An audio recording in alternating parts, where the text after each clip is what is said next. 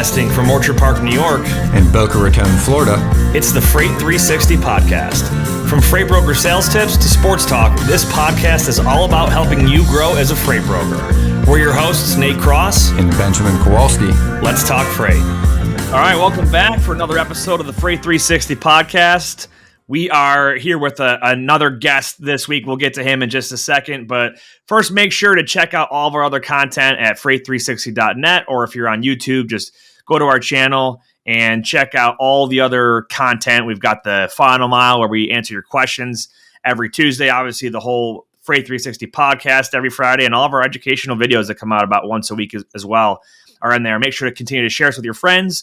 And leave us those reviews, whether it's comment on YouTube or, just a review with 5 stars on iTunes or wherever you're listening to us. And if you'd like to learn more about Freight 360 and our training options, make sure to check out the Freight Broker Basics course. It's our full-length, self-paced course that Ben and I instruct folks on everything from how to start a brokerage, how to prospect customers and grow your business, how to handle operational issues, and even hire the right employees when you get to that point. And this episode is brought to you by Blue Book Services. Blue Book is the resource that you need if you're transporting fresh produce. Their online database contains thousands of companies throughout the produce industry supply chain. You can easily search their database to generate new sales leads. Blue Book's credit rating helps you avoid companies with high credit risk, and their team can help resolve disputed loads. To learn more, go to producebluebook.com and click Join today. That's producebluebook.com. All right, that was all a mouthful, but now we're into it. So, hey, without further ado, we got Jared Flinn on with us today. Jared, if you don't mind, real quick, for those who don't know you or what you do, just kind of who you are and what you got going on as far as the freight world goes. Yeah, well, thank you, Nate and Benjamin, for having me on. I am Jared Flinn, co-founder and operating partner of bulkloads.com. We also run smartfreightfunding.com and bulkinsurance.com. So yeah, I kind of have a mouthful there as well. Good deal. We're going to unpack all of it today. I'm curious to talk the bulk side with you because I know Ben, you've been working in that space recently too. Speaking of Ben, how are you doing, man? Doing well. Good. It's about turn the corner into fall. My favorite time of the year, especially when you live yeah. So being from Buffalo, right? Like when we hit Labor Day, it's like it is a terrible, depressing state to be in because we're like, all right, the next time that we're going to be outside enjoying like warm, sunny weather is going to be like Memorial Day next year. And that is roughly 250 days away or something like that. But it's actually the whole country is feeling a heat wave. It's 84 degrees in Buffalo today, and I believe it's going to be almost 90 tomorrow. And Ben, I'll be down in Florida next month, actually, taking the kids to Disney World with my brother and his kids. But Jared, I didn't even ask, where are you located? So we are kind of right smack in the center. We're in Southwest Missouri, Springfield. Okay. So just south of Kansas City, about 2.5 hours. And yeah, as I'm looking today, we're reaching a high of 92 with a 105 heat index. So we're steamy as well down here in the Ozarks. Yeah, I feel like the entire country was feeling some kind of heat wave. What about you, Ben? That makes me feel so much better because, like, honestly, like the highs the entire week, the highest it's going to go is 91, and the real feel is only like 96. And to me, again, like the past 2 days down here were about like that. This is going to sound funny. Like it reminded me and my wife and actually some of our friends like of Christmas because the weather's not that much different, right? Like through the cold part of the year, it's as soon as the humidity drops and you don't like feel like you need to change your clothes every time you like walk outside. I'm like, oh, wow, you can breathe. I'm like, oh, must be fall. Like really that excited because it's been pretty relentless for 2 or 3 months. All right. Well, enough with that. I'm super excited for our sports segment this week because I've been waiting since February to talk football, like actual real football, because it starts this coming weekend. Like literally, well, Thursday, right, is the first game. Chiefs. Well, I guess, Jared, that's probably your team, right? Woohoo, yeah. There you go. You guys get obviously every year the Super Bowl champ gets the opening game. Who are you guys playing Thursday night? I didn't even look. I should know this. I believe it's Detroit, isn't it? I think so. I could have that wrong. Well, this airs on Friday, so the game will have already concluded. So what do you think? You guys going to just roll through them or what? Man, anytime I talk big, usually opposite happens. So I'm staying quiet there. So. That's fair. And it is Detroit. Yeah, you guys are 820. So I mean, I'll make a prediction. I think it's a 6.5 point spread. I think you guys win and easily cover that spread. Detroit's no team to like sleep on, but Kansas City's really in their peak right now. So yeah. Well, from last week too, your boy Primetime Dion had a great showing over the weekend against TCU. Oh yeah, that's right. They won by like 3 points, right? Colorado. Yeah, so I checked on it because I know we were talking about it last week, and I saw over the news that like there was quite a bit of fervor over his win there against TCU. So yeah, that's crazy, man. Love to see it though. Ben, your Steelers got the Niners on Sunday. You're, that's going to be, no offense, it's going to probably be a pretty boring game to watch. I don't know how I feel about either of those teams. I mean, they're both good. They're both professional teams, but obviously neither one is like a rock star team right now. All those Steelers embarrassed the Bills in the preseason. I think Kenny Pickett's going to be good long-term. And then Monday night, 9/11, my Bills will be on the road in New York against the Jets with their new quarterback. So we'll see how that one goes. I'm taking the Bills, obviously, but that's bias. We'll see how the season starts off. And then in the news, now that Hurricane Idalia is fully done and passed through, they're like trying to figure out how it's impacting some of the economic stuff. And one of the things I didn't think about was like, so produce. I was reading this on actually the produce reporter that Blue Book sends out. I think it's twice a day. And they had they're between like the heat this year in parts of the country and then that hurricane just ripping right through that part of Florida and into Georgia. They're saying like we're going to see impacts, like some of the crop that would have grown there, like they're going to be a 3-month lag on getting it to market compared to normal. So, and they also, I don't know if we mentioned this last week on the show, but they, like Florida waived what would be your normal FMCSA style of regulations for drivers. So like, you know, their hours and stuff like that. And I was curious what you guys thought on that. So that's the first time I've ever heard of it happening from a hurricane. And unless I'm just living under a rock, but is that normal to see all those regulations just waived temporarily? I've seen them waived, at least down, and again, this was years ago. I know in the Houston one, they were waived down there, the really big one. Yep. The last really big one in Florida, they were waived. Ian, I think, as well, are the two that I remember. Jared, you spent a lot of time, like I'm guessing, on the produce side too. You probably see quite a bit of information related to this. Yeah, I mean, really, a lot of these last natural disasters, they've waived them. I can think even the wildfires they had in California, they waived some of the regulations there. So I think anytime there's pretty catastrophic damage, they usually waive the regulations. That makes sense. Because I mean, even when the ports were backed up, they were waiving like some of the stuff at the port specific stuff in California, trying to get 24-hour operations, get trucks in and out of there. Makes sense. And lastly, in news, I don't know if you guys saw FreightWaves. They basically said that we're past the bottom of the freight market. I think I said it was like May 14th or something was the official bottom based on like tender rejections and all that. It's kind of like a glimmer of hope, right? To hear that. But we'll see. They also projected though that it's going to be into 2024, kind of like what we talked about, I think last week with Tamir from DAT. We'll see. Anything else happening in the freight? Well, I was just going to say on that report, I've read several conflicting views, but there's a professor actually, I think somewhere up in Michigan or Minnesota, but he was Jason Miller. Yes, but he was talking about Q2 of 2024 is his, and he was standing behind his prediction, still talking about when you're going to see an uptick. I will say, Jason, we talked a little bit about this.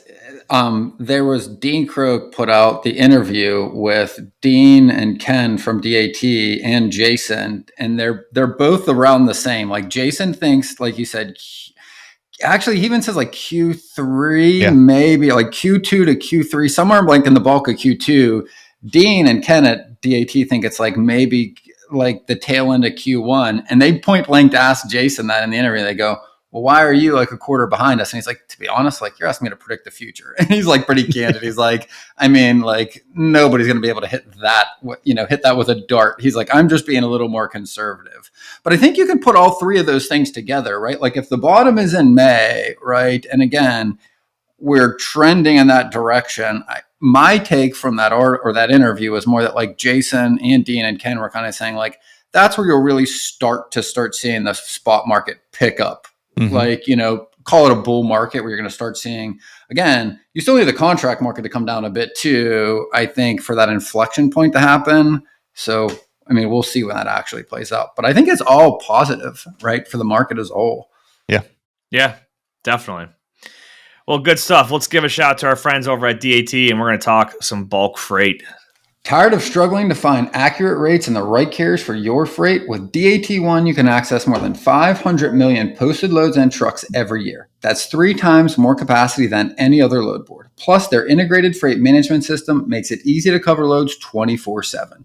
They have the most trusted network of carriers, brokers, and shippers in the industry. You'll get real-time rates on every lane, so you'll know exactly how much a shipment will cost before you commit to it.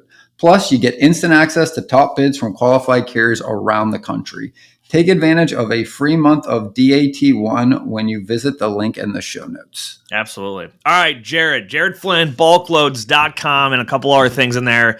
I have never worked in the bulk space. I know Ben is in it right now. So you're going to hear me ask you things today as if I'm any one of our listeners who probably is in the same level of knowledge as me when it comes to bulk. So what is bulk loads? We'll start with that. And what's bulkloads.com? Yeah. You make it sound like it's like this dark world of like, nobody knows what it is. Well, it's like LTL to people that do truckload. They're like, I don't touch that. Right. But yeah, it's just different. Right? Yeah. Yeah. No. So what we refer to as bulk loads are anything that's bulk commodity related. So anything that's going into a trailer that's going to be bulk. So when we think of bulk, when we think of agriculture, we think of grains, feed grains, fertilizers, so bulk corn, bulk soybeans, bulk milo, wheat, all load in bulk. We even think of industrials. So a lot of times plastics, scrap metals, any kind of commodities of that sort are bulk commodity related. So when we think of the trailers that move them, and a lot of people, if they've never heard of it, they're, now they'll see it when they see it going down the road. And a lot of people, when they think of a semi truck, they think of that van trailer or maybe a flatbed trailer. But the bulk trailers that we're referring to they're called hopper bottoms. So it's not quite as tall. Some of them may be as tall as a van, but they got 2 hoppers underneath of them where the grain just flows out through the bottom. We think of pneumatic trailers, so dry bulk pneumatic trailers that are hauling usually fly ash, cements, plastics, and stuff like that. And some of those will even have hoppers underneath of them, but those are pressurized tanks. We think of bulk as in walking floor trailers, so a live bottom floor trailer that's hauling mulch. It's basically loaded in the top, and that product's getting dumped out. A lot of times because it's too cakey to flow out the bottom, so it's coming out of the back. A belt trailer is another bulk related trailer that we refer to, and that instead of a walking floor, moving floor, it has one big, usually a 2-foot wide belt that dumps out. And again, those guys are hauling real bigger bulk commodities, aggregates, wet cakey products. There's a lot of feed products that get hauled on a belt.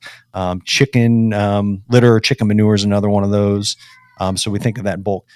Those all I mentioned was dry bulk. Then there's liquid bulk, and I think Benjamin's been dabbling with that a little bit. But your liquid bulk items, those are going to be, like what we know of, your gases, fuels that are being hauled, liquid fertilizers, your different types of petroleum. And then you get on the food side, so any kind of food, milk, dairy, any of those sorts that are going to be food related. So that's what we refer to as bulk. So if it's not being packaged on a pallet or packaged, even an LTL load, it's going to be loaded in a bulk trailer. Interesting. And then bulkloads.com is a load board? Yep.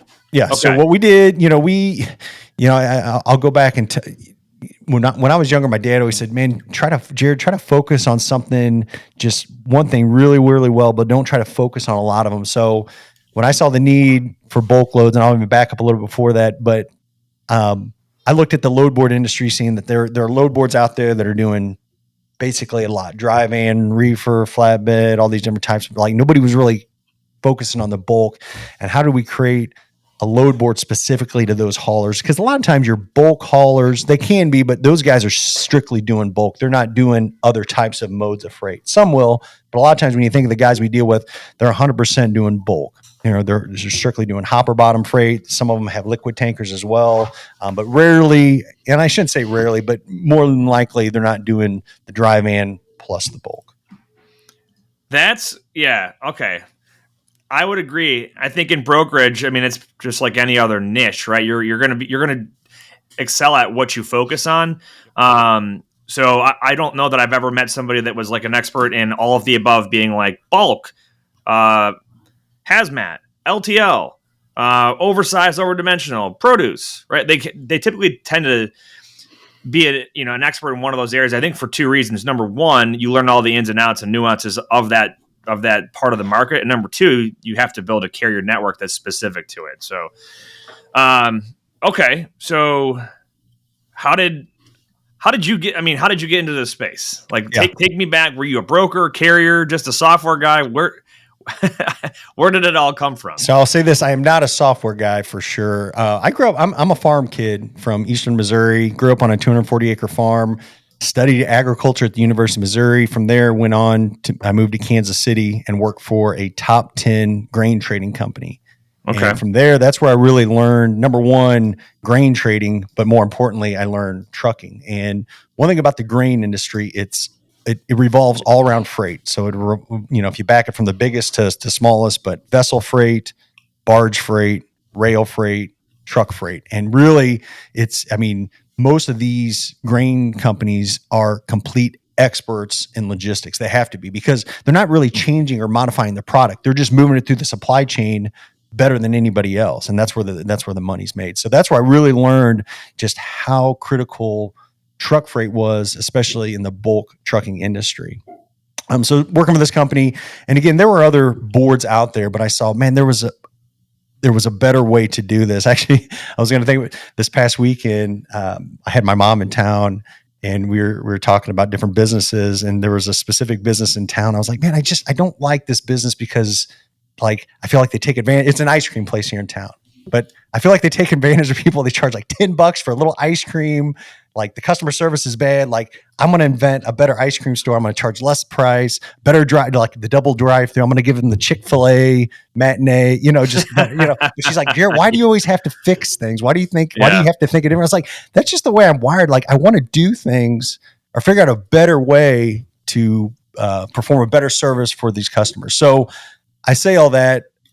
I thought that when I was looking at this, I figured there was going to be a better way to do a bulk freight load board, and we were going to cater just to these bulk commodity guys, and we were going to give them the red carpet of load board services. So that's kind of where bulk loads started from. Interesting. So what existed before? There were several. Was it like other load boards? Like, obviously, DAT's a partner of ours. They're not. Yep. By no means do they advertise themselves as a bulk carrier's load board. No, and I'll say this candidly, like DAT, I consider them a friendly, competitor partner in the space, because we don't do dry van and reefer, and honestly, we refer guys to them, and we've even had guys over the years, they say, hey, DAT referred us to talk to you, so we consider them kind of a friendly, really competitor in the system, just because we're kind of focused on two different things. But there were other load boards in the industry, but the thing is, bulk loads was really niche. So to get momentum was very crucial. But there were two or three others that kind of came up through, and like, I don't think that they just gained the momentum. And quite candidly, I think we just got lucky the momentum that we had at the right time. I gotcha. I mean, hey, you got the domain bulkloads.com too. Ben and I have been trying to get freight360.com for years, and apparently someone owns it and doesn't want to get rid of it. So we're .net.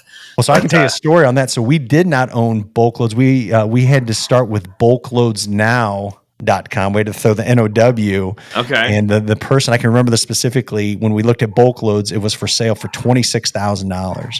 And this was when we started in 2011, like, well, we have zero money right now. How are we going to get to that? And I think it took a good 2 to 3 years before like, hey, we can afford this now. And I think we actually made monthly payments until we paid off the domain bulkloads.com. That's crazy. But yeah, we started just like any other business in our basement. I remember, I had a goal when I started to make 100 calls a day talking to carriers. And I knew a lot of these carriers, even from my Bartlett days. I was talking to them.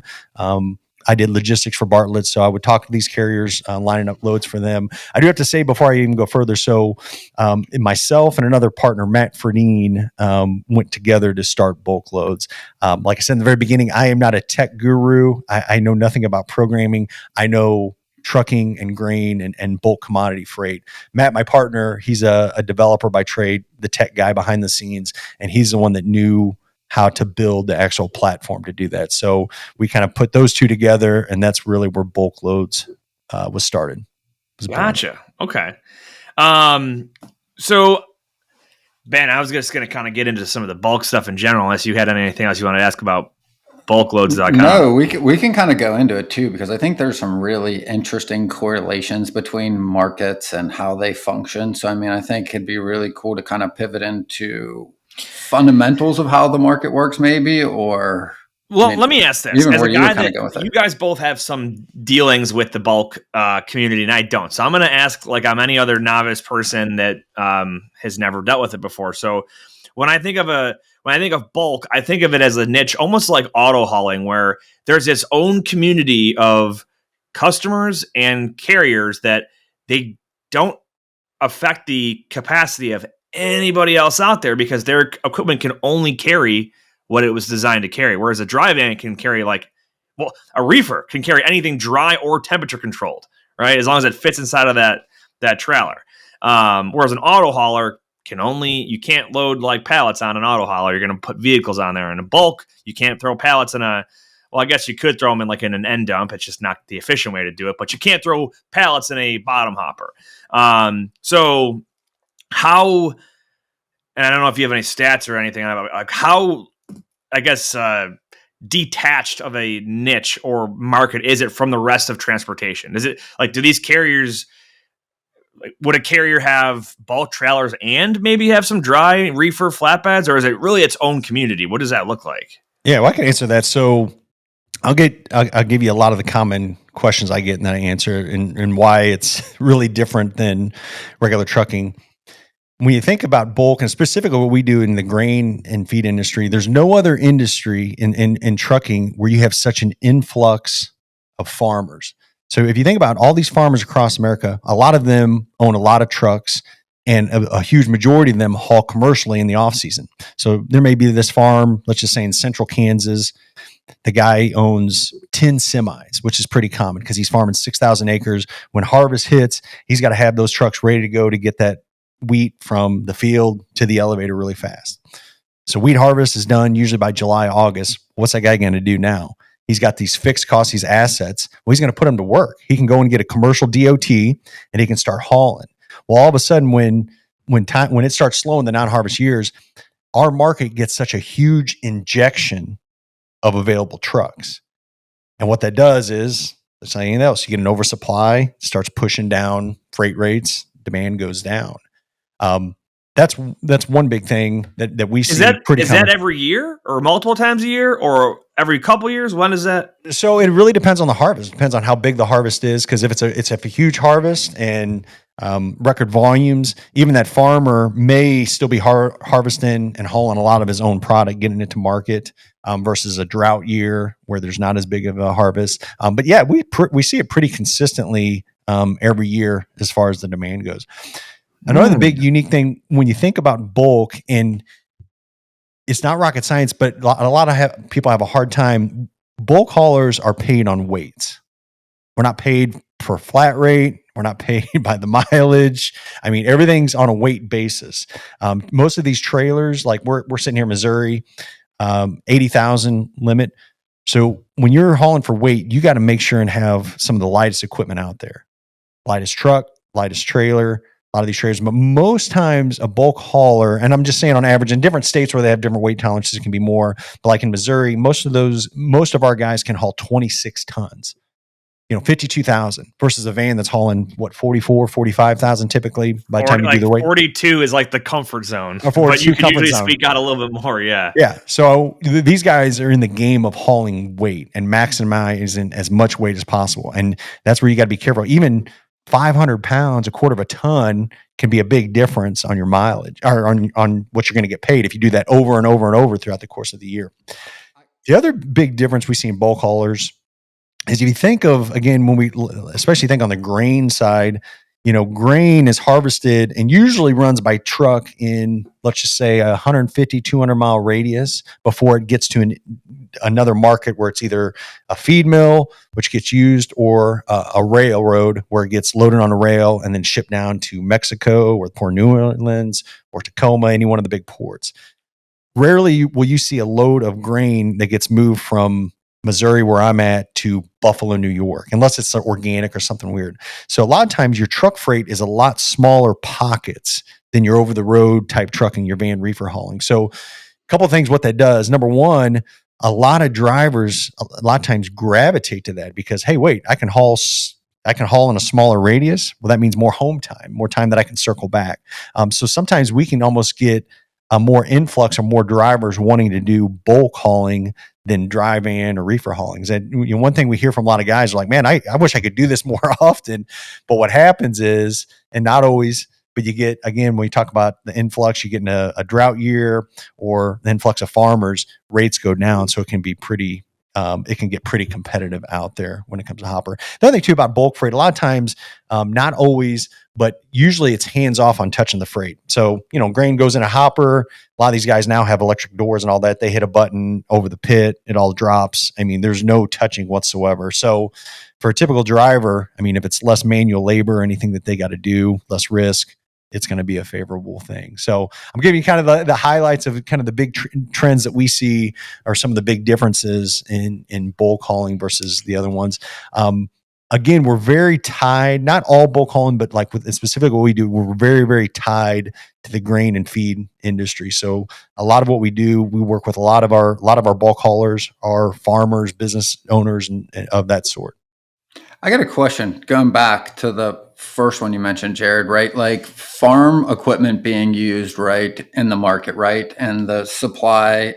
So we're coming up on corn harvest, coming up on soy, right? Wheat's been done. I mean, so are we going to see the capacity in the market now and then disappear when the harvest hits for corn and soy because they're large enough? Or are they already in the market? They're going to leave when things come to harvest and then come back to the market. Like, what does the timing of that look like? Yeah. So the harvest usually starts in the south and moves its way north. So you get your harvesting down in the Delta, Florida, that area, moves up through the Midwest. And it really, there's so many different factors that play into it. But number one, weather conditions, because if you get a lot of rain, it's going to spread the harvest out. But if you get optimal harvest conditions, it can wreak havoc on the supply chain and the amount of trucks out there. Because if it stays dry and hot, everybody starts harvesting. All of a sudden, the Delta's harvesting, Midwest is harvesting. Well, now you have just such a shortage of trucks, and you can see rates really go up in those crunch times like that. There's been times that I've seen in the market where all of a sudden you got guys that are still busy down south and busy up north, and I mean, there's just not a truck to be found.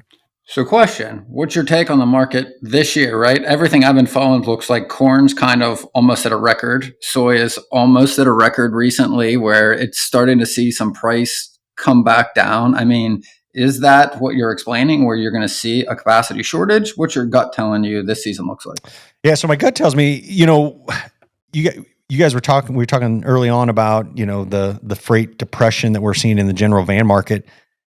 I don't want to let the cat out of the bag. We haven't seen it in bulk, and like the guys are mad. Like, don't be telling anybody this. Don't be telling anybody. But like, it's not discretionary stuff. Like you're going to have to grow. I mean, for putting in layman's terms, you have to grow crops, you have to harvest them, and people have to eat. That's not going to change. Nate, I was just going to say the thing. I tell everybody all the time, I feel so blessed because as long as people are on this planet and animals are on this planet, like I have a job. I mean, people and animals have to eat, and in the supply chain. But yeah, what I'm seeing right now is, we had a little bit of a setback, but we saw more of a migration of dry van and reefer haulers coming into the bulk space because, I'm just throwing numbers out here, but oh my gosh, I'm seeing $150 over here, but but over here on the bulk side, I mean, I'm at double that, Yep. So we see more guys getting into that. I think demand's going to stay pretty consistent. I don't think we're going to see those huge drops that we would in other years. But yeah, I think demand's going to stay hot. Crop conditions still look great. The other thing too, guys, even in the 20 years I've been in the ag industry, technology, especially on plants, continues to get better. Like now they make drought resistant corn. I mean, so now we can go on 90 days without any corn in the Midwest and still pump out a 200 bushel, which is a great above average crop yield. So the other two, now we have such a technology, like, where we would have these catastrophic, damages, wind or drought of the crop. We just don't see it anymore. And I shouldn't say it like it can still happen and we can still see that, but man, the technology just keeps getting better and better where we're producing so much more. So I got a couple questions, but first I want to give a shout out to our friends over at Lean Solutions Group. Is your freight brokerage hiring? You've got to check out Lean Solutions Group, the industry leader in nearshore staffing for logistics companies with offices in South America, Mexico, and the Philippines. They offer a wide range of roles from back office operations to web development and marketing. Partner with the best. Visit www.leangroup.com to learn more. That's LEAN group.com. All right, so Jared, my first question, I've got two main questions here. The first one's from a freight broker's perspective. Who's my customer? So if I'm going to go in the bulk space, am I going after the farm or the buyer of the farm's product, or could it be both? This is a big question. So or just, there's a big caveat too. In any aspect that I'm going to answer it this way. Who tends to control the transportation? Is it the farm? One thing unique about our industry, we don't see a lot of freight brokers. There are some out there, and there's some that do a phenomenal job, but not near to the extremities that you see in the dry van, reefer, flatbed world. And here's why. In our industry, when I said at the very beginning, grain companies have to be masterminds of moving grain. I mean, efficiently more than anything that they do. A lot of your grain traders are really freight brokers. I mean, they don't get the name freight broker, but these guys know freight just as much as freight brokers know freight. I mean, the guy that's buying and selling the wheat, the guy that's buying and selling the scrap metal, any of those commodities, they know the freight cost. I mean, just as much as most freight brokers out there. They have to know it. They have to study it because most of your margins are razor thin on most of your commodities, your grain, feed grain, scrap metal, and all that. So there's not room. There can be, but it's really tough to get more more margin out of that. So with that said, we've seen freight brokers come in, your big ones, small ones, all that, and it's like they look at this, they're like, we can't make any money doing this. The margin's already too thin. Like, if we make this transaction, we're going to make a whopping $5-10 on this load. Like, and if something goes wrong, then we're in the hole, because for whatever reason. So it's really, really tough to get in there. When I worked back in my Bartlett days as a shipper, I would have, again, just like anything else, you get cold calls from freight brokers. And for me, dude, I was respectful. Always they'd call, hey, this is so-and-so, we'd like to bid your freight. I'm like, absolutely. You want to bid it? Here's what I got. Well, they would give me a price. It's like, well, here's what we're moving it for. There's like, no, there's no freaking way it's going to move it. That I'm like, that's the price. I'm sorry. I mean, that's just what it's going to take for us to make money and move this. And it wasn't being, being negative to them and not letting them try, but like, it's just so thin. So as a freight broker, it's just this really tough. So the wide majority, like overwhelming majority, is the customer or the shipper is directly partnered with a motor carrier or fleet. Well, wait, here's the thing and I'd like Jared's input because he'll be able to describe this much better than I. It's the third party, right? So you have the companies that supply the grain, right? So we'll just take one example, right, of like biofuels company that create like DDGS as a byproduct. It's a grain that comes out that is used to feed animals, right? Now, the interesting thing is those companies don't produce like the same amount over and over. But the companies that buy it, like you said, Nate, the receivers, the people that need to feed their animals, those companies need the same amount every day to keep feeding their animals. So on the supply side, you have interruptions, but on the demand side, you need consistency. So the commodity brokers will come in, work with their customers are all of the companies that make or supply the grains. So maybe they're the grain elevators in the Midwest. Maybe they're the companies that produce it as a byproduct. They will have accounts with all of these companies. Their customers are the people, the feed companies, right, that need this to come in. So if, Nate owns a feed company and Jared is the one supplying it, Ben is buying it from all the Jareds in the country. Nate needs the same amount every week. So Nate calls me. I'm the one supplying it to Nate as the commodities broker. I negotiate you different rates every week or every month over a certain period of time for the best price to feed your animals. And then I not only negotiate and secure where that's coming from, I also have to secure the transportation. So they are literally brokering the commodities and they're brokering the trucks. So most of which need to do both, just like kind of produce brokers do, but produce brokers will also work with shipping, with freight brokers, because it's got to be faster and there's a lot of differentiation. But like he said, since these are going in smaller areas within the country regionally, they have all of these carriers in their books, right? And they have all of the suppliers of whatever grain it is. They figure out real quick what is the best price to buy it. What can they make a margin to sell it to the people that need it every day? And then they try to secure the trucks to make it. But their biggest problem, right? We always say, and I always laugh because this is a perfect example. Rate is always the most important until your trucks don't show up. Then service becomes very important. Mm-hmm. So at the very least, in my short time in this industry this year, I'm noticing that is exactly what happens. But they really care about service, because anytime that feed company cannot feed their animal, there's a disruption in deliveries. They're not going to do business with them anymore. Like, they literally can't feed their animals. And again, just like animals need to get to market before they're not worth anything, if you're not feeding them, they're not alive. So like, there's this other dynamic of brokers that actually trade in commodities that basically do the same thing freight brokers do in the trucking market. They provide stability to the people that need it so that the ups and downs don't create havoc with the people that are buying the product.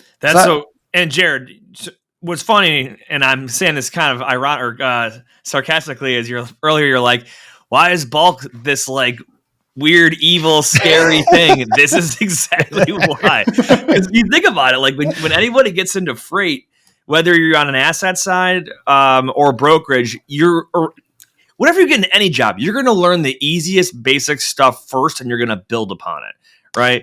Like, you're going to learn dry van before you get into reefer, hopefully.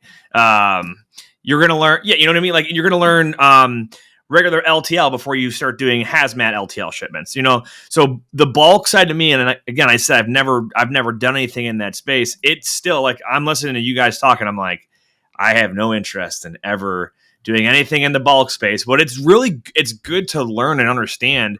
I just wonder, like, if someone's out there and they want to go build a book of business in the bulk space, they've got everything up against them. Like, it is not an easy one. Jared, and I want to say, can I say this before you? Yeah. Ben, you hit it on the head. I mean, you explained it, precisely. Like, I'm going to give you an example here. So I'm up here in the Midwest, Tyson Foods, right here in Springdale, Arkansas, just south of me. I mean, they use 200 semi-truckloads of corn every day.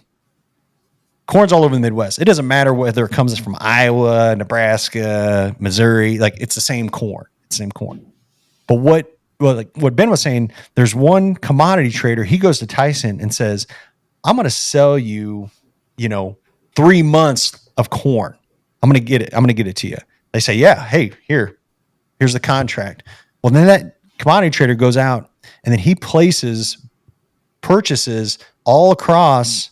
And I mean, he could place it at 20, 30 different facilities, purchases, and then he's got freight rates lined up, knowing that if it comes out of Kansas City, it's at this rate. If it comes out of Wichita, Kansas, it's at this rate. If it comes out of St. Louis, but he's got all that arbitraged in there. And what he does, he works off the spread. He finds each trucker and matches that up precisely. So it's hard for a freight broker to get in there, because that commodity trader already has the market completely locked up. So, well, I think there's pros and cons to that. Yes. And I want to ask Jared this too, right? To Nate's point about it being complex and opaque and hard to see. And that is true. But guess what was also true? There's a smaller number of commodities brokers that move massive amounts of all of this all the time. So if you can get in with them, you've got a lot of access to a lot of volume. So just like in drayage, there's not huge margins, but freight brokers have now found that they can make money in drayage by doing it because you've got to move volume through it, right? And again, if I've got a network and prospect thousands of customers to move that type of tonnage in a normal freight brokerage, I need to know half a dozen to a dozen strong relationships in this market to be able to get access to the same volume. So where there is a con, you can flip it on its head and say that there is also, kind of a silver lining where it does make it a little easier, but harder to get in. And the other thing is, I wanted Jared, because you know this far better than I, is like a couple of the commodities that don't function that way that come to mind are like the byproducts of these other companies, bone meal and these things that these massive meat producers also need to get to the market. Those don't necessarily move through commodities brokers the same way. Right. And you can broker their freight, and it's longer miles too. Like you can get the 250 to 500 mile loads to ship some of those things. You can call shippers just like you can in traditional freight brokerage and actually do some work. Can you name a couple or just shed some light on that? So what you're referring to is a lot of the byproducts, which most of your byproducts, there's more cost in the freight than the product itself. And most of those byproducts like pork meal, lamb meal, meat and bone meal, feather meal. I mean, you can go through the list of all these. A lot of those are ending up at some kind of pet food manufacturer. Well, one thing, these pet food manufacturers, we've all bought some dog food or high-end dog. I mean, I'm embarrassed to say this. I pay like $85 for a bag of dog food. They got some pretty good margin in that dog food, I'm pretty sure. So they can afford to pay more for that product, therefore pay more on the freight. The other thing too is some of these feed mills that Ben was referring to are these pet foods. They have, I would say, horrible hours of operation and unloading times. So what that does, the cost of freight goes up. So that truck may be loading a load out of Holcomb, Kansas, taking it over somewhere in Ohio. Well, that trucker already knows that, hey, probability of me going over here and waiting 2 to 3 hours is probably going to happen. So I know ahead of time, if I'm even going to load this in my trailer, I'm going to make sure that I have this marked up from the very beginning. Hence, there's more margin for the freight broker to get in there and operate. So huge lesson, right? For anybody in freight brokerage, whether we're talking about bulk or you're talking about flatbeds or vans, it doesn't make a difference, right?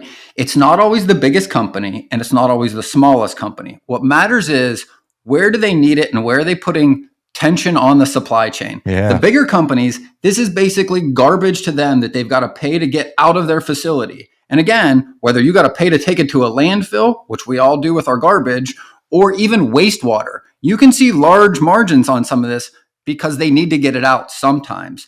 Now, but the other side of this, as he's pointed out, are the companies that consume this. Anybody out there, just Google pet food industry over the next 5 to 10 years. You will see massive increases, billions and billions of dollars being thrown at this industry. Our pets are our children now. They're our kids, and we will spend exactly the same. But again, if you look at what he pointed out, they've got smaller windows. The bigger companies like Cargill, they're going to ship this stuff out 24 hours a day, 7 days a week. Get it out, show up, I don't care. The companies that need to get it in are going to pay fat margins because their manufacturing line gets shut down, or they can't run the same amount they were supposed to, or they've got issues because they've got a 6-hour window or a 4 or an 8-hour, whatever that window is. It's small. It's much smaller than it was at the pickup. That creates tension. That creates increased cost. That's where your margin is, right? Like that's where you can add value as a broker, whether it's bulk or whether it's shipping a traditional commodity in van or flatbed. It's all in who really needs it. Why do they need it? Do they need to get it out or they need to get it in? And what is the opportunity cost if those things don't happen? When they're big enough, they'll pay the money to fix that problem, right? Yeah, that's interesting.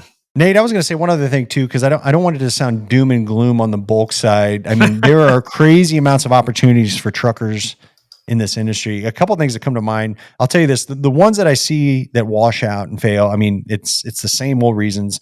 A lot of them are short-term thinkers or short-term. They're thinking about just the margin and product today. You know, if that rate's not there today, like I'm not hauling it. I'm gonna sit there or whatever. They're not big thinking. I'm not saying go out there and haul for negative margins, but a lot of these, they're not relationship builders. They're not working with, like Ben mentioned, that commodity trader and showing that, hey, I have this service. I'm in it for the long haul with you. I'm going to be here for 5 years. I want to build your book of business. Too many of them, when the market goes down, they see rates pulling back. They want to blame the freight broker. They want to blame the shipper, but they're not looking at, hey, especially in our industry, this product's going to keep moving and it's going to move again. It's going to be grown in the field. It's going to go to the pet food manufacturer, but be there, think long term. If you can weather the storms, and I know it's easier said than done, but you will last. The companies that I've seen it, I've seen companies when I started this 20 years ago, they're running over 100 trucks. And they have figured out to be masters of customer service and performance. They've geographically positioned themselves in their trucks, knowing the facilities that are moving them, that they can make it all work in one beautiful picture. And I commend them for it. I think they just realize that, hey, we're not finite thinking, they're infinite thinking. They're thinking long term, that they're in this game, that they know that, if they position this right, they're going to be golden. And I'll say this, each one of them, the successful ones I think of, they each have one niche that they've figured out that somebody else wasn't figuring out. Gotcha. Okay. That's fair. And I agree with you. That's not just bulk specific. Yeah, that is any business. The people that do well are the ones that they're not transactional and they're not just thinking about what can I get my hands on today to make a quick buck. It is the long-term thinker. So I appreciate that perspective. I have two questions. And then I'm done as a newbie asking questions, and I'll let you and Ben say whatever else. But just really quickly, what's the cleaning process look like? Because I just think about one product going in bulk it's not palletized and shrink wrapped, right? It's touching. You could have cross contamination essentially, right? If it's not properly cleaned out. What does that process tend to look like on the dry side, on the liquid side, different equipment types? Where do they do this? Who pays for it? Yeah, so we on bulk loads, especially on our app, and it's a free tool that we give to any trucker, not just a bulk loads member, but we have a washouts facility locator. So you can get on the app or our website. You can type in your location, or if you have your location settings on, it'll show you the closest washouts. But washouts are huge depending on the commodity that you haul. If you're hauling a certain fertilizer before you haul a grain, you'll need a washout, or even a meat and bone meal. But it is actually absolutely crucial because, and I've seen it, I've worked with truckers. If you cross contaminate a load, you virtually own the load then. And it's just one thing.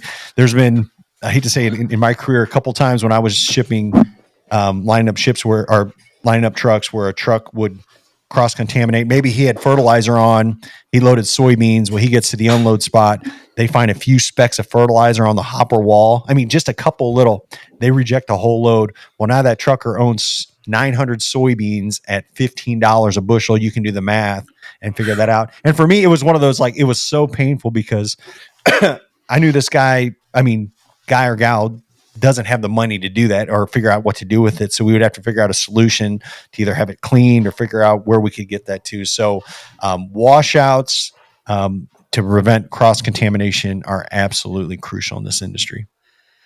Okay. Interesting. And then my next question, and it kind of ties into that, is insurance. So the typical value of a bulk load, I would imagine you could have some that are very low value and possibly some that are very high value and probably everything in between. So what's insurance coverage look like on it? And can you get insurance that covers driver negligence? They didn't do the washout properly. So is insurance similar to other types of trucking, or is it got its own kind of beat there? Yeah. So when I first started in the industry, I remember cargo coverage you'd have to have, I think it was 25,000, 30. It wasn't that much. And even liability was 500. That's gone up since. It's been 12 years since I was a shipper, but I know most standard in our industry is usually $1 million liability. And I think I'm getting it wrong, but I think either 100 or 200 cargo. But yeah, the commodities aren't as near as expensive. The guy's not hauling a load of pharmaceuticals or something valued at $500,000 on the cargo. So it's not, to my knowledge, I could be wrong. I should know this since we also have an insurance agency within bulk loads, but I'm not for sure on negligence as far as having insurance when it comes to that. But gotcha. Well, you just brought up a point, and it is the last thing I want to head on before, and then I promise I'm done. So, what are the other things that you have? You mentioned factoring, insurance. Briefly talk me through that and how that became a thing. I mean, it makes sense, right? You're already in the space. Why not kind of extend your arms out into the other parts of the industry? But yeah, what are those other ancillary products or so companies? just like the ice cream example that this past weekend when my mom was in town, when we started bulk loads, we had a lot of truckers getting on, and a lot of truckers were like, Jared, I love bulk loads. I'm hauling for, ABC grain company, but they're paying net 30, 45 days. Like, who would you recommend? And even from my previous days as a shipper, it's like, I knew that there were some of these companies that existed down in Texas and Oklahoma that did factoring. And I started looking at them and honestly looking at some of the rates that they were charging. I'm like, my gosh, these guys are charging just astronomical rates on factoring. Even 10 years ago, it was 9-10% on a factoring rate. So in 2014, myself and two other partners, we got together and started Smart Freight Funding. So it was a factoring arm specifically for the bulk industry, and started that marketing through bulk loads. And that company today, we now have, I think, 30 employees, and that based up in Omaha. So we will factor any freight invoices through bulk loads or anywhere. It's not just that, but we kind of, I think today we're probably the largest factorer of bulk freight commodities out there. We've had a little niche just because, one thing in factoring, factoring companies, they want to look up companies and see credit reviews and credit ratings. Well, if we got, I was going to say there's a company here, but like Main Street Feeds, they've been doing small little agribusiness. Well, there's not much on the internet, not much for credit ratings. Well, we know them because we know truckers that haul for them. So, we've had a niche where we actually factor a lot of companies or factor invoices for a lot of companies that other big companies might not touch. That's a good point. We're comfortable doing that on there. So Smart Freight Funding started that as a factoring arm. In 2019, we started Bulk TMS, and that's a TMS solution. Again, we just saw companies were asking. And again, you start listening to your customers, and most of these companies were like, "Hey, what do you recommend? Do you recommend this TMS, this TMS?" And we said, "No, let's build our own and make it specifically to bulk." So that's where Bulk TMS started. We are to my knowledge, the only really bulk TMS product out there. And again, when we were mentioned earlier, especially when you're dealing with weights and measurements, we have all the tools and capabilities to make it easy to use versus other TMS products. And then last but not least, insurance was another big one. We saw a lot of our drivers having pain points with insurance and high premiums. We knew the bulk industry, so we started Bulk Insurance Group. It would have been a year and a half ago to cater to that. But yeah, it just, I guess overall, not to dwell on those, but yeah, I love looking at problems, especially in the freight industry, and figuring out, hey, how can we do better than other people that are out there, other companies out there, and provide that solution. And again, when you look at this, man, if I'll give it to Amazon, man, if I can go on there and watch videos and order product, I mean, it just makes it so much easier. So why can't we do that for truckers and provide all those same ancillary services to make it a one-stop shop? It's pretty good, man. That's pretty smart as well. I like it. Well, that's all I had. Ben, you got anything else you want to talk in the bulk space here? I don't, other than I kind of want to wrap up with your predictions on the market for the, fourth quarter of this year, where you see things rounding out for the rest of this year and the beginning half of next year, for specifically on the bulk side, I guess. Yeah, I'll say this, like we said earlier, I think bulk is staying strong. I think we'll continue for it to stay strong. We have record harvest going on. I think even just it's not totally black and white. So there are still some similarities as the market rebounds. Just in general freight, we're going to see that on the bulk side too.